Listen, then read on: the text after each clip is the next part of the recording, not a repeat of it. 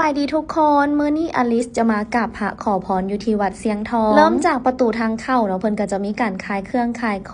องที่ระลึกอย่างต่างๆพร้อมด้วยดอกไม้ขันห้าเนาะถ้าหากว่าเฮาบ่ได้ถือไปเฮาสามารถไปบูชาอยู่หั่นได้มื้อนี้ก็คือได้สมายเนาะมาเป็นหมู่อลิสพร้อมและบรรยากาศน่ะก็คือร้อนแฮงทุกคนสังเกตเบิ่งผมอลิสนะผมจนเปียกหัวจนซวยแต่ก็สู้บ่ถอยเนาะเทื่อนี้เป็นเทื่อทำอิฐของลูกสาวอลิสที่ได้มานี่ซึ่งว่าวัดเสียงทองแห่งนี้เป็นอีกหนึ่งสถานที่ที่ขึ้นชื่อของทั้งหลวงพระบางและถูกสร้างขึ้นในสมัยของพระเจ้าสยามเศรษฐาธิราชบ่ว่าจะเป็นคนภายในประเทศหรือว่าต่างประเทศเนาะถ้าหากว่ามาหลวงพระบางก็คือจะต้องมาสถานที่แห่งนี้ต้องได้มาชมและสัมผัสความงดงามแบบหลวงพระบางแท้ๆบ่ว่าจะเป็นศิมหรือพระอุโบสถและจะสังเกตเห็นได้เลยก็คือหลังคาของศิมเพิ่นจะมีความลากยาวลงมาเป็นแบบ3ชั้นและทางด้านในก็จะมีความงดงามอ่อนซ้อยบ่ว่าจะเป็นการควดแต้มลวดลายต่างๆเสาแต่ละต้นเพิ่นก็จะมีการแต้มรูปหรือว่าลวดลายด้วยความละเอียดและก็ปราณีตสมกับที่ได้สายญานามว่าเป็นอัญมณีของสถาปัตยกรรมของลาวมื้อนี้อลิสได้มาฮอดแล้วเดี๋ยวเราจะไปกราบพระขอพรน้ำกัน